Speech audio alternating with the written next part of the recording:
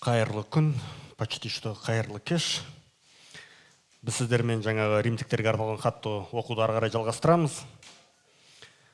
Бүгінгі біздің тақырып ол мәсіхші мен билік. Римдіктерге арналған хат 13-ші тарау, 1-ші аяттан бастап 7-ші аяттың соңына дейін. Біздің уағыз бүгін мынандай болады. Бірінші біздің қоятын сұрағымыз: мәсіхшілер билікке бағыну керек пе, әлде мәсіхшілер билікке бағыну керек емес пе? Осы екі сұрақ бойынша біз бүгін осы римдіктерге арналған хатты оқып талқылаймыз. Әрқайсысын мемлекеттік билігі барларға мойынсұныңдар. Себебі мемлекеттік биліктің бәрі негізінде Құдайдан. Қазіргі билікті де Құдай орнатқан. Сондықтан билікке қарсы шыққандар Құдайдың орнатқан тәртібіне қарсы тұрады. Мұндай қарсыласқандар жазаларын тартатын болады. Билеушілерден жақсылық істегендер емес, жамандық істегендер қорқуға тиіс. Билік иесінен қорқпай жүргің келсе, жақсылық істей бер. Сонда одан мақтау аласың. Өйткені ол сенің мүддең үшін Құдайға қызмет етуші. Ал егер жамандық істесең, қорыққаның жөн, ол семсерін беліне бекер байлап жүрген жоқ. Билік иесі Құдайдың қылмыскерлерге жазасын тартқызатын қызметшісі ғой. Сонымен сендер тек жазадан қорыққандықтан ғана емес, ар-ждандарының таза болу үшін де мойынсұнуларың керек. Сондықтан да алым салық төлеп тұрсыңдар. Себебі билік иелері Құдайдың қызметіндегілер. Олар ел басқаруымен үздіксіз айналысуда. Әркімге тиістісін беріңдер. Алым салықты салықшыларға, кеден салығын кеденшілерге төлеп, сый құрмет пен қадірді тиістілерге көрсетіңдер дейді.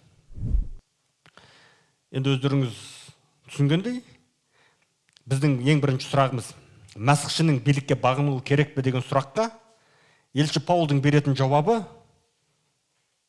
қалай деп ойлайсыздар? Мәсіхшілер билікке бағыну керек пе, бағынбау керек болса, біз оқып шыққан аяттар бойынша? Әрине бағыну керек. Және елші Паул осы жерде біздің неге бағынуымыз керек дегенге ол бірнеше жауап береді. Оның ең бірінші айтатыны: кез келген билік ол Құдайдан дейді. Себебі осы әлемдегі ең жоғарғы билік иесі, ең жоғарғы әмірші ол Құдайдың өзі. Сондықтан жер бетіндегі әрбір билік иесі ол жер бетіндегі, былайша айтқанда, Құдайдың орынбасары сияқты. Немесе Құдайдың қойған қызметкерлері. Біз оқып шыққан аяттарда тура солай жазылған. Ол Құдайдың қызметкері, ол Құдайдың қызметшісі дейді. Ал биліктен қандай адам қорқу керек? Осы елші Паулдың айтуынша. Заңға бағынбайтын, жаңағы қылмыскер, сондай адам ғана Құдайдан қорқу керек дейді. Ал егер сен бәрін заң бойынша істеп жүрген, заңға бағынатын адам болсаң, онда сен заңнан несіне қорқасың? Билік иесінен несіне қорқасың? Билік иесінен қорқудың қажеті жоқ. Бұл елші Паулдың бірінші себебі. Екінші себеп ол ары қарай сөзін жалғастырып былай дейді: сен биліктен дейді, жаңағы, егер мен осы заңды бұзсам, мені жазалайды деп қорыққандықтан ғана оған бағынба дейді. Жаңағы біз оқыған аяттарда былай жазылып тұр, қайтадан қайтып келейік пе? Жаңағы өзіңнің ар-жданың айыптамауы үшін де сен Құдайдың жаңағы қойған қызметкеріне бағынуың керек дейді. Құдайдың қойған қызметкері деген ол қауымдағы бағушы емес. Бұл жердегі айтылып тұрған сөз.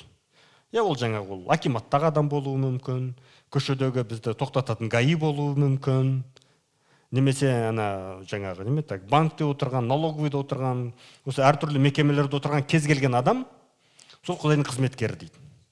Және сен дейді, тек қана дейді, олардың айтқанына мойынсұнып бағынуың ғана керек емес дейді. Сен алым салық төлейсің. Себебі олар, былайша айтқанда, Құдайдың толыққанды, немесе 100%, орысша айтқанда, полновременный Құдайдың қызметкерлері.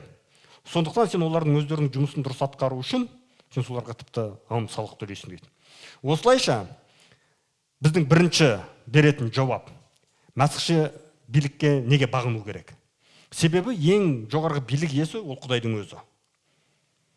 Екіншіден, біз тек қана жаңағы жазадан қорыққандықтан емес, шын жүректен, шын ниетімізбен олардың айтқанына бағынуымыз керек. Үшіншіден, біз сонымен ғана тоқталмаймыз. Олардың өздерінің қызметін атқара алу үшін біз оларға еще жаңағы алым салық төлеуіміз керек екен. Және ең соңында елші Паул біздің аятты қалай аяқтайды? Ол аяқтағанда бүйтіп аяқтайды, жаңағы салық төлейтінге салықшыларға салық төле, мына кеден салығын кеденшілерге төле дейді. Бұл жердегі сөз кейде былай да аударуға болады. Грек тілінің грамматикасы былай да аударуға рұқсат етеді. Егер мысалы біз біреуден қарыз аламыз ғой, банктен мысалы қарыз алдық процент бойынша, сол ана процентті біз негізгі қарыз емес, соның үстінен төленетін процент бар ғой, сонда сен төлеуің керексің дейді. И мына сөз соған да қолдануға болады, жаңағы кеден салығын деген үшін. Жаңағы түскен өнімнің үстінен де соны сен толығымен қайтарып беру керексің. Мысалы сен біреуге, мен қазір сенен 1000 теңге алам, оны 1200 қылып қайтарып беремін дейсің бе, сен 1000 теңгені ғана қайтаруға міндетті емессің, сонымен қатар жаңағы қосылатын 200-ді де қайтаруға міндеттісің. Елші Паулдың айтып тұрғаны бойынша. Және ең соңында қараңыз, сый, құрмет пен қадірді, сол сый, құрмет пен қадірді қабылдауға тиісті адамдарға да көрсетулерің керексіңдер дейді. Елші Паулдың айтып тұрғаны осы. Және елші Паул бұны тек қана мәсіхші билік иелеріне байланысты айтып тұрған жоқ. Тіпті мәсіхші емес, рухани қызметке ешқандай қатысы жоқ, осы әлемдегі билік иелеріне сендер толығымен мойынсынуларың керек дейді. Бірақ кейде біздің енді мәсіхшілердің арасында мындай болып жатады, бізді мәсіхшілерді қудалайды, бізге күн көрсетпейді, бізге қиындық жасайды дейді. Сол кезде сол әңгімелерді тыңдап отырсаң, кейде күлкің келеді. Мысалы, мен сіздерге түсінікті болу үшін мынандай мысал келтірейін. Ковид болып жатты. Осыдан бір 4-5 жыл бұрын бәріміздің есімізде, бәріміз маска киіп жүрдік, үйден шықпай отырдық. Енді сол кезде енді адамдар, көп адамдар қайтыс болып жатты, ауырып жатты. Енді мынандай жағдай ғой, біреу дейді, ковид кезінде қайтыс болыпты дейді. Сол ковидпен ауырып қайтыс болды ма, жоқ, оны машинаға кетіпті дейді. Сөйтіп ол жаңағы ковид кезінде қайтыс болды. Ковидтің оған қатысы жоқ, бірақ ол басқа нәрседен сол ковид болып жатқан кезде азап шегіп, жаңағы қайтыс болып кетті. Тура сол сияқты, кейде былай болады. Мәсіхші адам өмір сүріп жүр, ол жаңағы мұсылман мемлекетінде болсын, мұсылман емес мемлекетінде болсын, әйтеуір мемлекетте өмір сүріп жатыр. Бірақ өзінің сеніміне қатысты емес, басқа бір мәселе бойынша мемлекеттен қуғын сүргін көреді. Біз білмейміз ол. Бір нәрсені ұрлап қойды ма екен, біреуге өтірік айтты ма екен, салығын төлемеді ме, жұмысына кешігіп барды ма, біз білмейміз. Бірақ мемлекет келеді, соған айтады ғой, соны түрмеге жауып тастайды, немесе оны алып бір штраф салады, сол кезде айтады, мен мәсіхші болғаным үшін дейді. Айналайын, сенің мәсіхші болғаның үшін емес ол қудалау. Қудалау болып жатқан, сен мына заңды бұзғаның үшін. Бұл жерде сенің мәсіхшілігің ешқандай қатысы жоқ. Сондай келеңсіз жағдайларға түсіп қалмауымыз үшін біз мәсіхші ретінде, әсіресе мәсіхшілер ретінде, ең бірінші орында біз орысша айтқандағы біздің мемлекетіміздегі ең законопослушный адамдар біз болуымыз керек. Жаңа осы мемлекеттің тәртібіне бағынатын, осы мемлекеттің заңын орындайтын ең бірінші соның алдыңғы бетке ұстарлары, сол бойынша жаңағы үздік оқушылар біз болуымыз керек. Мысалы, қауым жүргізіп жатсақ та, қандай қызметте жүрмесек те, бәрін кіршіксіз таза істеуіміз керек. Бұл біздің бойымызға қойылып отырған елші Паулдың міндеті, осы Құдайдың сөзі арқылы. Және бұны тек елші Паулдың бірінші адам емес, сендер осы мемлекеттің заңына бағыныңдар деген. Бұны білесіздер ме, тағы кім айтты? Бұны біздің иеміз Иса Насыптың өзі айтқан. Егер Матай жазған ізгі хабар 22-ші тары 15-ші аятты ашып оқысақ, барлықтарыңыз білетін мына жағдай жазылған. Парызшылдар сол жерден кетіп, Исаны сөзінен ұстаудың жолын іздеп ақылдасты. Оған Иродтың жасақтарымен бірге өз шәкірттерін жіберіп, мынандай құйтырқы сұрақты қойғызды. Ұстаз, сіздің әділ екеніңізді білеміз. Жұртты шынымен Құдай жолына үйретіп, біреуге жағыну ниетінен аулақсыз. Ешкімнің де бет жүзіне қарамайсыз. Енді бізге айтыңызшы, қалай ойлайсыз? Рим патшасына алым салық төлеуіміз дұрыс па, әлде бұрыс па? Олардың арам ойларын білген Иса, 200-лер, мен азғырып сынамақсыңдар, Маған салық төлейтін бір күміс теңгені көрсетіңдерші, деді. Олар оған бір күміс теңге әкеліп берді. Иса, мына суретпен жазу кімдікі деп сұрады. Олар Рим патшасынікі деп жауап берді. Сонда Иса, олай болса, патшаға тиістісін патшаға, ал Құдайға тиістісін Құдайға беріңдер деп тұжырымдады. Яғни, біз осы әлемде өмір сүріп жатқандықтан, осы жер бетінде өмір сүріп жатқандықтан, біз бір жағынан осы дүниенің, осы жергілікті билікке толығымен бағыныштымыз. Сонымен қатар біз Құдай патшалығының азаматы болғандықтан, біз Құдайдың заңына да толығымен бағынуымыз керек. Бірақ енді осы екі заң бір-біріне қайшы келіп қалған жағдайда ғана біз жаңағы біріншіден Құдайдың заңына бағынуымыз керек. Бірақ енді қараңызшы, қалай ойлайсыз? Қай кезде Құдай патшалығының заңы мен осы жер бетіндегі заң екеуі бір-біріне қайшы келеді? Мысалы, Қазақстан Республикасының Конституциясы бойынша ұрлық жасау рұқсат етілген бе? Жоқ, рұқсат етілмеген. Киелі кітап бойынша ұрлық жасау рұқсат етілген бе? Рұқсат етілмеген. Кісі өлтіруші. Кісі өлтіруге бола ма? Қазақстан Республикасының Конституциясы бойынша. Мүмкін Қырғызстанда рұқсат етілген шығар. Жоқ, Қырғызстанда рұқсат етілмеген. Мүмкін Өзбекстанда сондай рұқсат бар шығар. Өзбекстанда ондай жоқ. Жарайды, енді кісі өлтіру деген болмайды. Ол адам өмірінің құндылығы, бәрібір ол ең жоғарғы құндылық. Мүмкін онда біреуді балағаттап, қорлап, боқтауға болатын шығар. Бізде бола ма солай істеуге? Ал киелі кітап біз мәсіхшілер ретінде, біз қауымда қалай үйретеміз? Біз бір-бірлеріңді боқтаңдар деп үйретеміз бе? Әлде киелі кітап бізге өстіп үйретеді ме? Сендер бір-бірлеріңді балағаттауларың керексіңдер, жаңағы қорлау керексіңдер деп үйретпейді. Біздің байқағанымызда осы жергілікті заң мен жаңағы осы киелі кітаптың заңы бір-біріне қатты қарсы келмейді екен. Сондықтан бұл заңдарды орындау, бұл заңдарды ұстану онша қиын болмау керек. Бірақ дегенмен бәрібір сұрақ бар ғой, қай кезде онда біз осы мемлекеттің заңына бағынбауымызға болады? Немесе жер бетіндегі кез келген билік иесіне біз жоқ деп айтуымызға болады. Ондайда оғанда жауап бар. Біз оны киелі кітаптан табамыз. Біріншісі, егер бізге заң, біз өмір сүріп жатқан мемлекеттің заңы тікелей, жаңағы термин сөзбен айтқанда эксплицитно, нақты, точно бүйтіп айтса, саған мәсіхші болуға болмайды.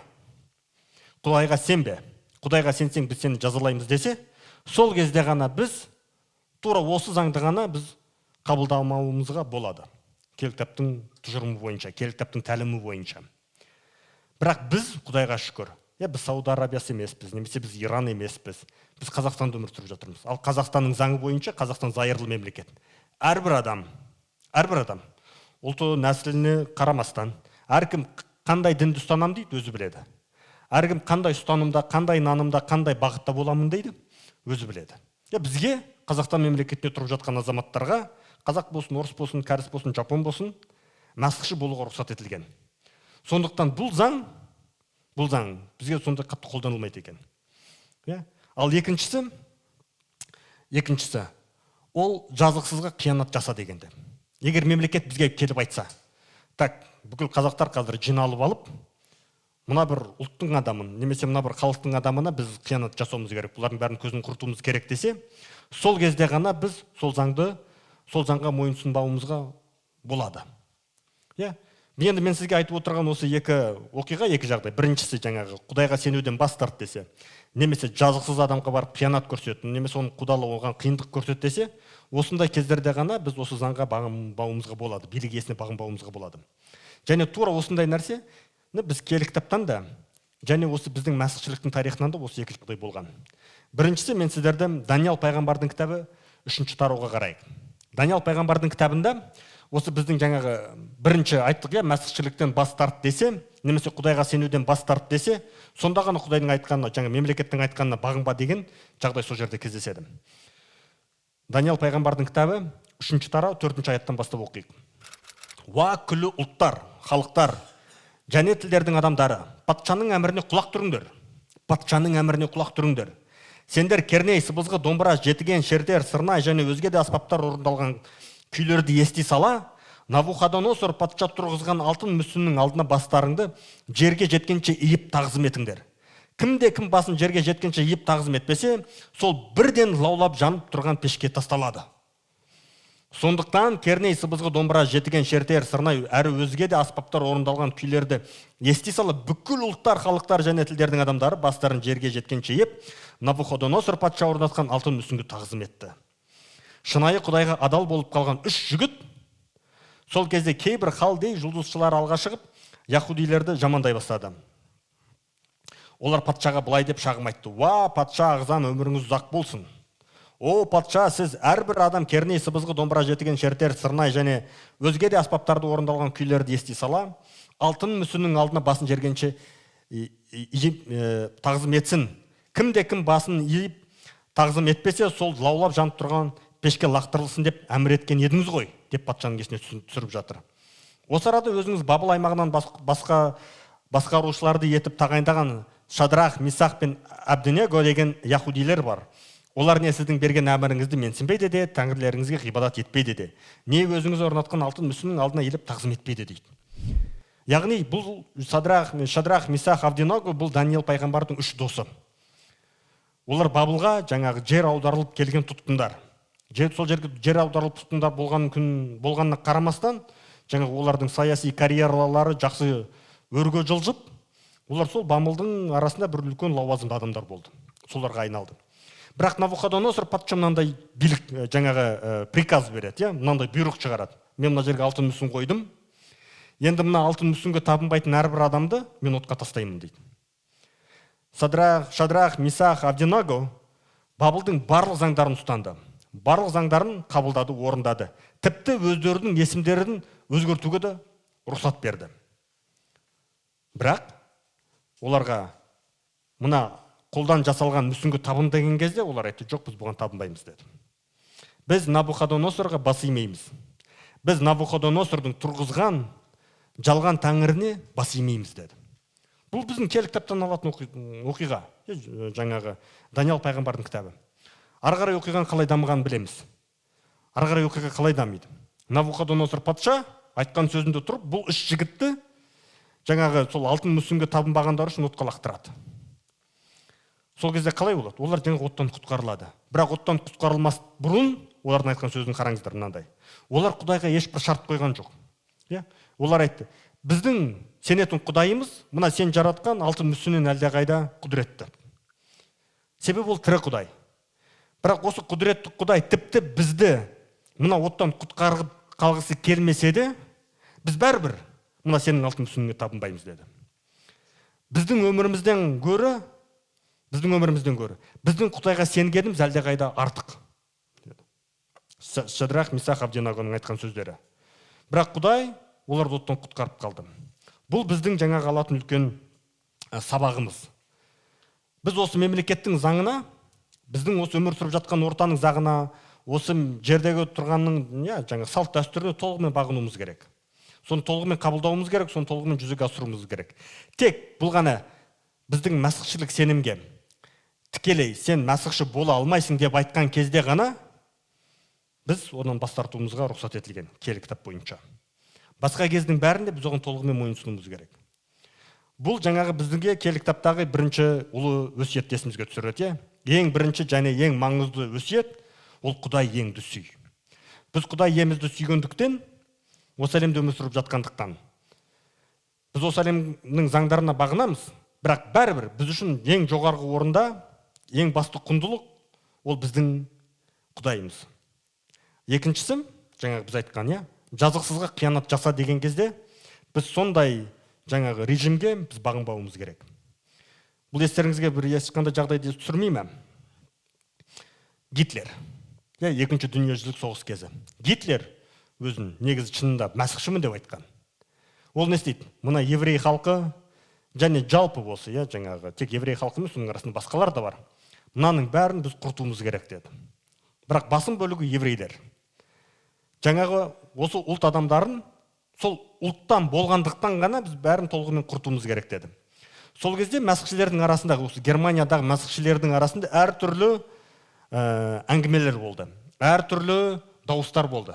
Кейбіреу айтты, мына жерде елші Паул айтқан, жаңағы сендер өздерің биліктеріңе бағыныңдар деп айтқан, сондықтан біз жаңағы Гитлерді қолдауымыз керек деді. Деді, олар кейбір неміс қауымдары, кейбір неміс мәсіхшілері, кейбір неміс пасторлары мен теологтары Гитлердің жағына шықты. Олар да айтты, еврейлерді құрту керек. Еврейлерді отқа салу керек, көздерін құрту керек, оларды жою керек деді. Кейбір неміс теологтары мен бағушылары, пасторлары олар айтты, мемлекет пен қауым екеуге бөлінген, сондықтан мемлекет қауымның ісіне араласпасын, ал қауым мемлекеттің ісіне араласпайды. Екеуі бір-бірімен қиылыспайтын, орысша айтқанда жаңағы параллельный реальность деді. Ондай да мәсіхшілер болды. Біз болып жатқан зұлымдықты көргіміз келмейді, біз болып жатқан зұлымдықты естігіміз келмейді. Еврейлер күл болмаса бүл болмасын, бір өліп бір қалсын, біздің шаруамыз жоқ, ең бастысы бізге тиіспесе болды. Орысша айтқанда моя хата с краю деген мәсіхшілер де болды. Және үшінші топ болды мәсіхшілер.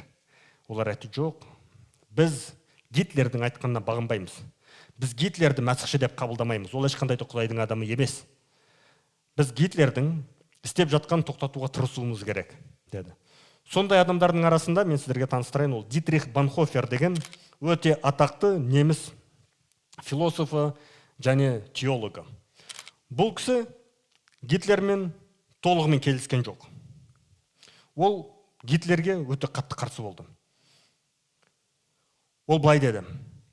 Жаңағы біздің Дитрих Банхофер неміс пасторы және теологы нацистік дәуірде қауымның мәсіхке ғана тиесілі екенін қорғаған тұлға. Ол жаңағы бағушыларды тәрбиелеп, шәкірттік пен қауымдық өмір туралы өте көп жазған, өте терең жазған. Және бұл кісі осындай өзінің позициясы үшін, жаңа Гитлерге қарсы шыққан үшін бұған не болды, білесіздер ме? Жоқ, оған ешкім жаңағы медаль тағып, немесе міне сізге мынандай жаңағы Нобель сыйлығын берген жоқ. Осы тура соғыс аяқталып қалатын кезде, осы 45-ші жылдың аяғына таман, көктемінде бұл кісіні жаңағы дарға асып, олар жаңағы өлім жазасына кесті. Дитрих Банхофер өмірінің соңына дейін, ол білді, басынан бастап білді, бұның ұзаққа апармайтынын, оның ешқандай жақсылыққа апармайтынын. Бірақ ол шын мәнінде Құдайды сүйетін мәсіхші болғандықтан, және ұлы өсиетті орындайтын адам болғандықтан, бірінші Құдай еңді сүй, екінші маңайындағы адамды сүй дегенде дұрыс және терең түсінген адам болғандықтан, ол өзінің өмірін қиюға дайын болды. Оны кейбір адамдардың айтуы бойынша, ол тіпті Гитлерді жаңағы өлтіруге тырысқан топпен байланысы болған, немесе сол топтың ішінде болған адам екен. Бұл Дитрих Банхофер, ол жай ғана теолог емес академиядағы. Ол сонымен қатар бағушы болған, пастор болған, уағыздаушы болған адам. Бірақ өзінің мемлекет басшысы зұлымдық істеп жатқан кезде содан қорықпай айтылған. Және ол жай ғана мемлекет басшысы емес. Қазіргі мемлекет басшылары Гитлердің жанында, біздің Орекеңдердің бастығы болмаса, қазіргі осы күннің Гитлері. Бірақ Гитлер ол өте сондай жауыз, өте қанішер, сондай адам болған. Содан қорықпай, соған тікелей қарсы шығалған адам. Екіншіден, Дитрих Банхофердің айтқаны, немесе ол кісінің ұстанымы былай болатын. Мәсіхшілер тек қана қарсы тұрмау керек. Біз бүйтіп айттық, біз билікке бағынуымызға бола ма, әлде біз билікке бағынбауымызға бола ма деген осындай екі сұрақты қойдық. Бірақ Банхофердің алып келген үшінші сұрағы болды. Жоқ, сендер онымен шектелмеңдер дейді. Ол кішкентай баланың сұрағы. Мен билікке бағынамын, немесе билікке бағынбаймын деген.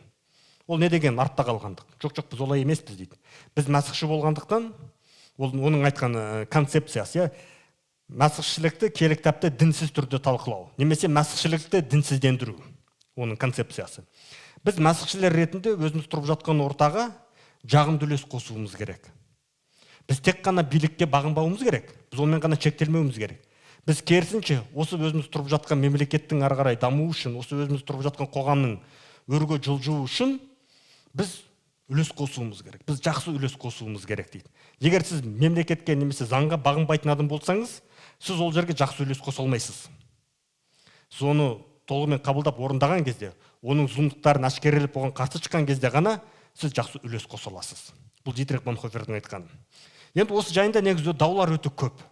Осы жайында мәсіхшілер қаншалықты деңгейде жаңағы мемлекетке бағыну керек, немесе қаншалықты деңгейде мемлекетке бағынбау керек, немесе біз қалайша осындай нұр және тұз боламыз деген сұрақ бойынша дау өте көп. Енді осы жерде мен 1 минутқа кідіріп сіздерге мынандай сұрақ қояйын, осы дау жайында сұрақ қояйын. Бүгінгі күні сіз өзіңіз білмейтін, танымайтын адаммен ортақ бір тақырыпта сөз таластыратын болсаңыз, ол қалай болады? Сіз өзіңіз білмейсіз. Может, Астанада тұрады, немесе Ташкентте тұрады, біз білмейміз. Может, вообще Нью-Йоркта тұра ма екен, Сингапурда тұра ма, біз білмейміз. Сондай адаммен кейде біз келіспей қаламыз. Бола ма сондай жағдай қазір? Бола ма, болмай ма? Конечно. Кімде бар мысалы? Facebook кімде бар? Бар. TikTok. Бар ма TikTok? Қолданасың ба? Instagram. Threads, орысша. YouTube, комментарийлердің астында. Telegram. Телеграмда бір каналдарға кіріп, кейде сөйтіп адамдармен сөйлесіп қалам. Пікір таластырып, ой алмастырып. WhatsApp, WhatsAppта кейде немене болады ғой, көршілердің чатында, немесе бір қауымның чатында, немесе достардың чатында сөйтіп адамдар бір-бірімен келіспей жатады. Ал мен сіздерге мынандай сұрақ қойғым келеді. Ал әлеуметтік желі жоқ кезде адамдар қалай пікір таластырды? Қалай? Таксида, ал такси жоқ кезде ше?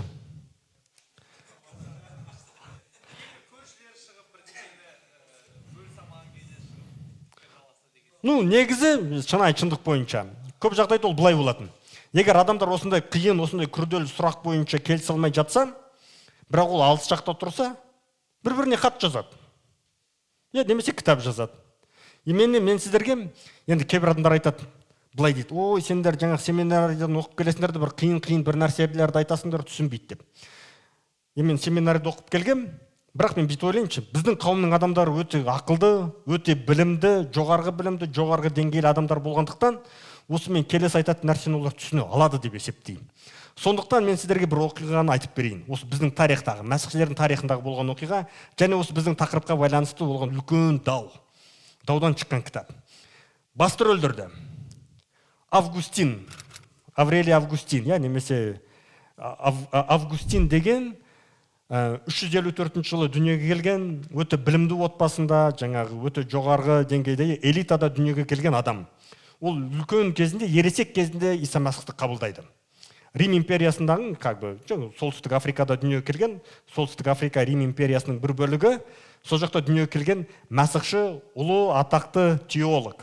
Сол кездің біздіңгі күннің меркасы бойынша ол доктор богословия 15 рет. Өте крутой жігіт. Екінші адам Флавиус, атын оқу қиын, енді Марселинус. Мәсіхші, жоғарғы лауазымды адам. Августиннің досы. Рим империясындағы жаңағы бізде император бар, сол жерде оның шенеуніктері бар. Сол жаңағы Флавиус дегеніміз өте жоғарғы лауазымды адам. Үшінші кейіпкер Руфиус Антониус Агриппиус Волусианус. Негізгі көп, мысалы, біздің тарихшы жігіт бар, мысалы, оның көп адамдар осы соңғы аты бойынша біледі, Волусианус деген аты бойынша біледі. Ол жалған тәңірге табынушы, бірақ Рим империясында тоже өте жоғарғы лауазымды адам. Бұл біздің үшінші кейіпкер. Негізгі басты кейіпкер. Және соңғы кейіпкер ол бұның да аты негізі жаңағы Флавиус Хонориус. Бұл император, мәсіхші император. Енді жағдай қалай кетеді? Бұл кезде Хонориус император, біздің Хонориус императорымыз, Рим империясында мәсіхшілік қалай болды? Иса Мәсіх қайтыс болып, қайтадан тіріліп, көкке көтеріліп кеткеннен кейін 313 жылға дейін, біздің заманымыздың 313 жылына дейін мәсіхші өте қатты қудалау көреді. Мына жерде қудалау, ана жерде қудалау. Біздің заманымыздың 313 жылы жаңағы Миланский эдикт дейді. Жаңағы мәсіхшілікке қудалау тоқтатылады. Рим империясы мәсіхшілікті қудаламайды. Сосын 380 жылға дейін мәсіхшілікті ешкім қудаламайды. 380 жылы жаңағы Феодосий деген император мәсіхшілікті Рим империясының ресми діні қылып тағайындайды.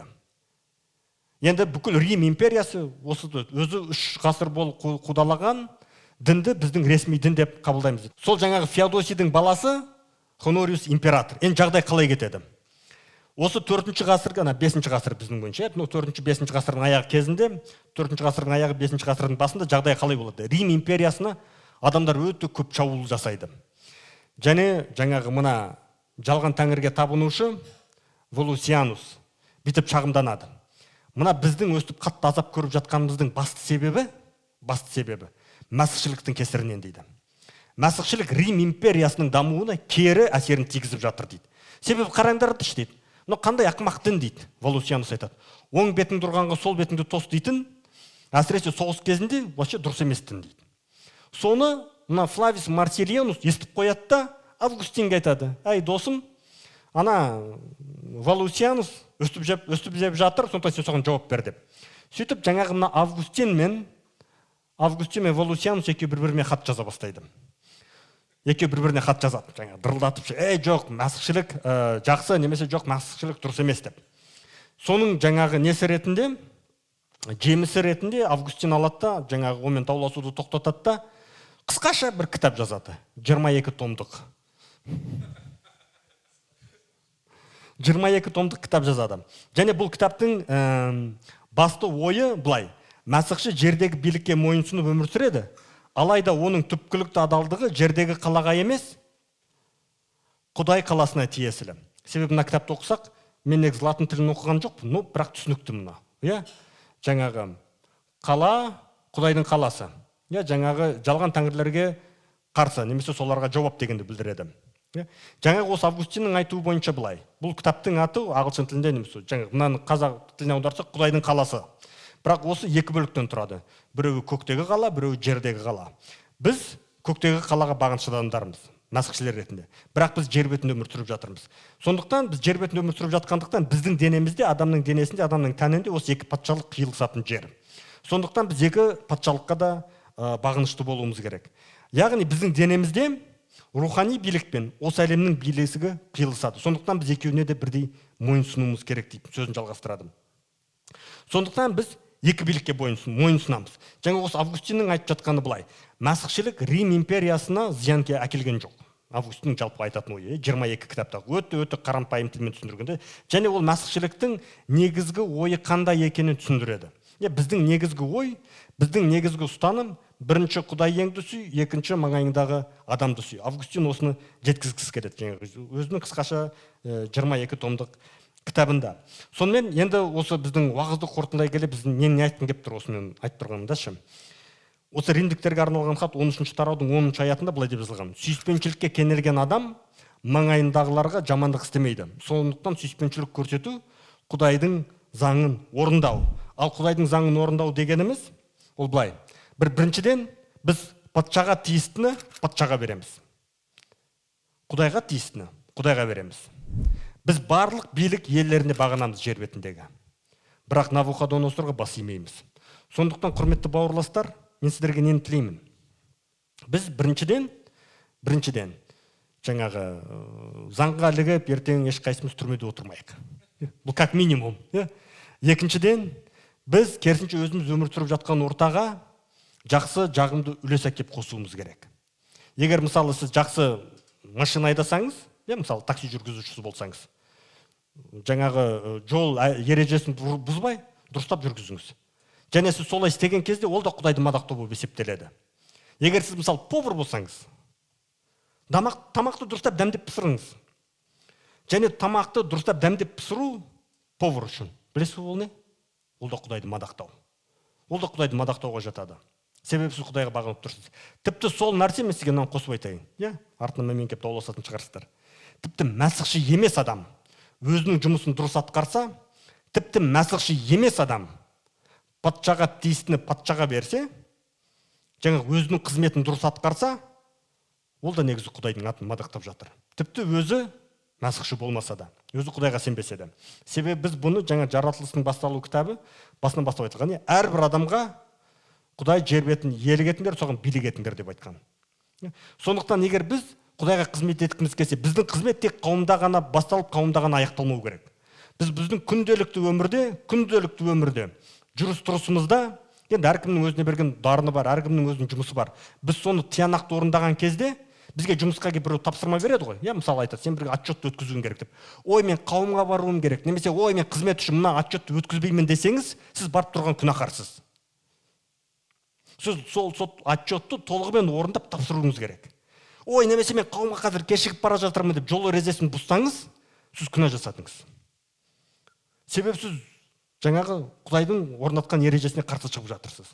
Сондықтан жақсы мәсіхші, немесе Құдайды шын мәнінде сүйетін мәсіхші, оның Құдайды мадақтау тек қауымда ғана емес. Оның Құдайды мадақтау қауымда мүмкін 10% шығар. Ал 90% ол біздің жаңағы понедельниктен субботаға дейінгі күндерде. Сондықтан, құрметті бауырластар, мен сіздерге осыны тілеймін. Біріншіден біз патшаға тиістіні патшаға береміз, Құдайға тиістіні Құдайға береміз. Бірақ Гитлер мен Навуходоносорға қорқып оларға бас имейміз. Амин.